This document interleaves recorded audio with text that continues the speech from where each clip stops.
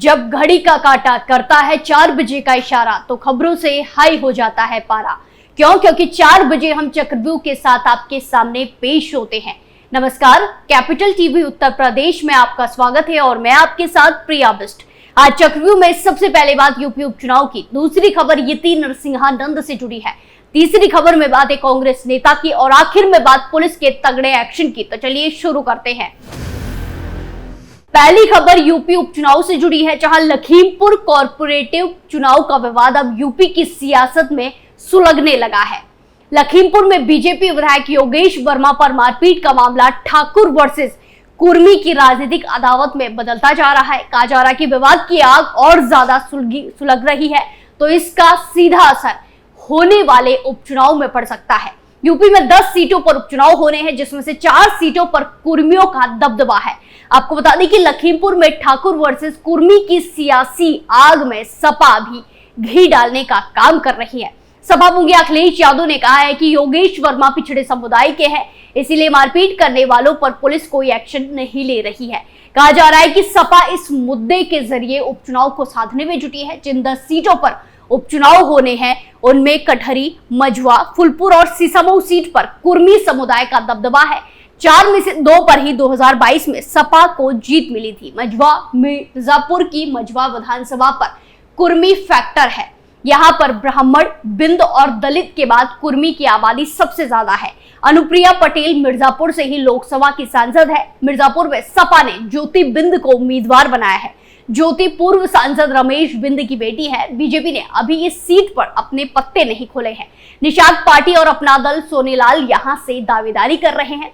सवर्ण वोटरों को साधने के लिए मझवा में इंडिया गठबंधन की तरफ से कांग्रेस के अजय राय मैदान में है। अजय राय कांग्रेस की तरफ से मझवा से प्रभारी हैं। कहा जा रहा है कि दोनों गठबंधन की आधिकारिक घोषणा के बाद राय मझवा से ही डेरा डालेंगे। वहीं फुलपुर की बात की जाए तो प्रयागराज की फुलपुर विधानसभा सीट भी कुर्मी बहुल्य है।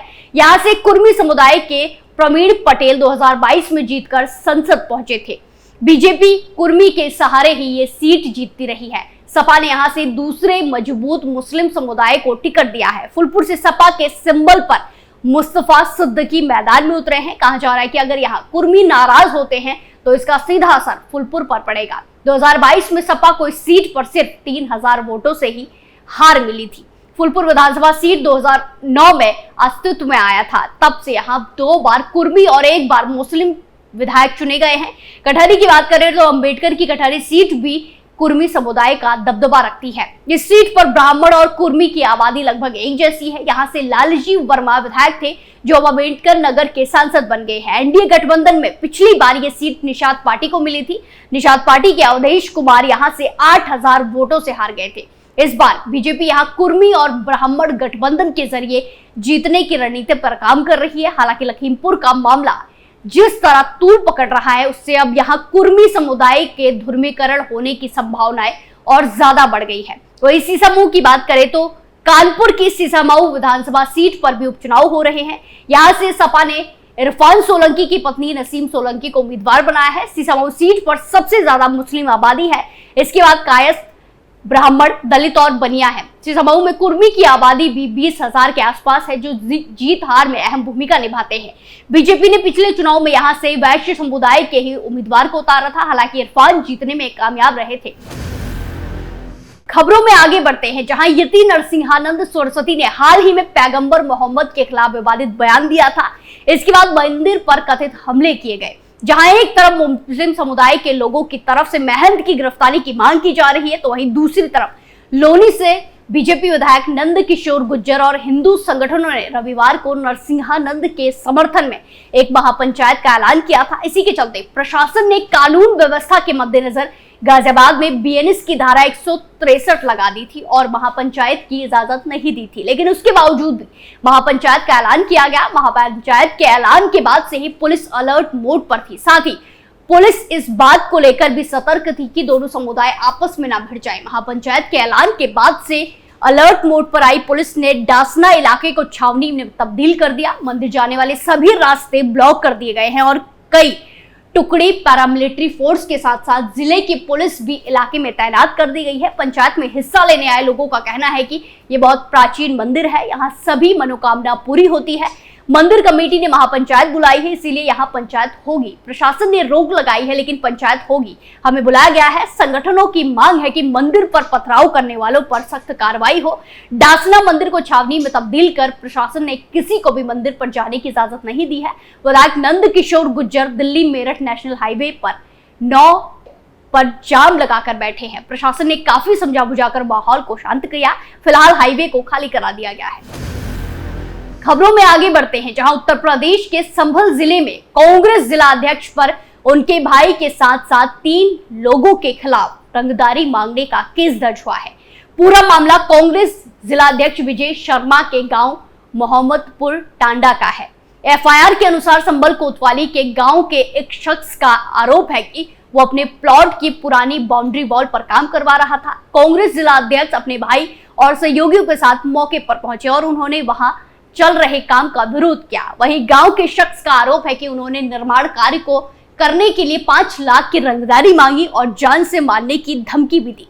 पीड़ित ने कांग्रेस नेता पर पहले से आपराधिक मामले बताते हुए अपनी हत्या की आशंका जताई है। पुलिस ने इस मामले में कांग्रेस जिला अध्यक्ष और उनके भाई के साथ साथ 3 लोगों के खिलाफ नामजद केस दर्ज कर लिया है। कांग्रेस जिला अध्यक्ष ने निर्माण को अवैध बताया और कहा कि उन्होंने परिवार के साथ साथ मौके पर धरना किया था। वहीं पिछले दिनों कांग्रेस जिला अध्यक्ष के खिलाफ नौकरी लगाने के नाम पर ठगी का भी एक केस दर्ज हुआ था। सदर कोतवाली पुलिस ने कांग्रेस जिला अध्यक्ष विजय शर्मा के साथ साथ 3 अन्य के खिलाफ प्लॉट विवाद में मुकदमा दर्ज किया है। आरोप है कि विजय शर्मा ने पीड़ित देशराज सिंह को धमकाया। तहरीर में ये जानकारी दी गई है कि मोहम्मदपुर के टांडा के रहने वाले देशराज सिंह ने प्लॉट पर निर्माण शुरू किया था। पुलिस का कहना है कि देशराज ने 22 दिसंबर 2014 को गांव के ही श्यामलाल से प्लॉट का बेनामा करवाया था, जिस पर पहले से ही बाउंड्री बनी हुई थी।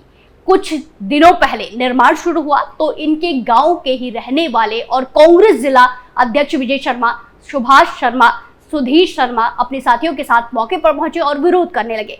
कांग्रेस जिला अध्यक्ष ने पीड़ित पक्ष पर दबाव बनाने के लिए एसडीएम दफ्तर पर परिवार के साथ धरना भी दिया, लेकिन एसडीएम और सीओ ने उन्हें वहां से उठा दिया। सदर कोतवाली के अनुज कुमार की तहरीर के आधार पर दर्ज करते हुए अब जांच की जा रही है और साक्ष्य इकट्ठे किए जा रहे हैं, सबूत इकट्ठे किए जा रहे हैं। संभल सदर कोतवाली इलाके के टांडा के ये मामला अब इलाके में चर्चा का विषय बना हुआ है। स्थानीय पुलिस इस मामले की जांच में जुटी है और आगे की कार्यवाही के लिए दोनों पक्षों से बयान लिए जा रहे हैं। विजय शर्मा और उनके भाई ने उनसे 5 लाख रुपए की रंगदारी की मांग की थी। पीड़ित का कहना है कि जब उन्होंने ये राशि देने से इनकार कर दिया, मना कर दिया, तो विजय शर्मा ने उन्हें प्लॉट पर कोई निर्माण कार्य न होने की धमकी दी। वहीं नौकरी दिलाने के नाम पर रुपए लेने का आरोप इससे पहले भी कांग्रेस नेता पर एक सिपाही के बेटे ने दर्ज कराया है। इसमें केस दर्ज किया गया है। सिपाही के बेटे से 5,50,000 रुपए ठगने का आरोप है। पुलिसकर्मी मुनीश गौंड के बेटे नीतीश गौंड ने से रेलवे में नौकरी लगवाने का झांसा देकर 5,50,000 रुपए ठगे लिए गए थे। ठगी का एहसास होने पर पीड़ित ने एसपी से गुहार लगाई। एसपी के आदेश पर पुलिस ने कांग्रेस जिला अध्यक्ष विजय शर्मा और चंदौसी की संस्कार बेलिया कॉलोनी की रक्षा रानी के खिलाफ केस दर्ज किया था। खबरों में आगे बढ़ते हैं, जहां उत्तर प्रदेश की नोएडा साइबर पुलिस टीम ने डिजिटल अरेस्ट करने वाले गिरोह का खुलासा किया है। पुलिस टीम ने गैंग का खुलासा करने के साथ ही 3 शातिर साइबर अपराधियों को गिरफ्तार किया है। साइबर ठगी करने वाले आरोपियों ने रिटायर्ड कर्नल से 2 करोड़ रुपए की ठगी की थी। ठगी के बाद आरोपियों ने रिटायर्ड कर्नल को पूछताछ के नाम पर कई घंटे डिजिटल अरेस्ट करके रखा था। पुलिस टीम रिटायर्ड कर्नल की शिकायत के बाद आरोपियों की तलाश कर रही थी। नोएडा के सेक्टर 36 स्थित साइबर क्राइम थाना पुलिस ने साइबर ठगी करने के 3 आरोपियों को गिरफ्तार किया है। वहीं गिरफ्तार किए गए आरोपियों का खुलासा भी किया है। पुलिस अधिकारी ने कहा कि आरोपी अब तक कई लोगों से ठगी कर चुके हैं और उन्हें अपना शिकार बना चुके हैं। गिरोह के लोग अलग अलग राज्यों में लोगों को डिजिटली अरेस्ट कर ठगी करते हैं। पुलिस के मुताबिक साइबर ठगी करने वाले आरोपी पहले अपने शिकार को चुनते हैं और फिर ठगी करते हैं। ये आरोपी सीनियर सिटीजन और रिटायर्ड अधिकारियों को ठगी का शिकार बनाते हैं। ठगी के कई मामले संज्ञान में आए थे, जिसके बाद साइबर क्राइम टीम आरोपियों की तलाश कर रही थी। 3 आरोपियों को गिरफ्तार किया गया। गैंग अन्य लोगों की तलाश कर रही है। नोएडा साइबर क्राइम की डीसीपी प्रीति यादव ने कहा कि सेक्टर 36 की साइबर क्राइम की पुलिस टीम ने साइबर ठगी करने वाले 3 आरोपियों को जयपुर से गिरफ्तार किया है। आरोपियों ने एक रिटायर्ड कर्नल को ठगी का शिकार बनाया था। आरोपियों ने रिटायर्ड कर्नल से 2 करोड़ रुपए ठगे थे। साथ ही उन्हें कई घंटों तक डिजिटल अरेस्ट करके रखा। पुलिस कई महीनों से साइबर ठगों की तलाश कर रही थी। साइबर ठगों के जयपुर होने की जानकारी मिली, जिसके बाद पुलिस टीम को जयपुर भेजा गया और साइबर ठगों को धर दबोचा गया। चक्रव्यूह में फिलहाल के लिए इतना ही, फिर पेश होंगे सनसनीखेज खबरों के साथ। बाकी तमाम खबरों के लिए देखते रहिए कैपिटल टीवी उत्तर प्रदेश। नमस्कार।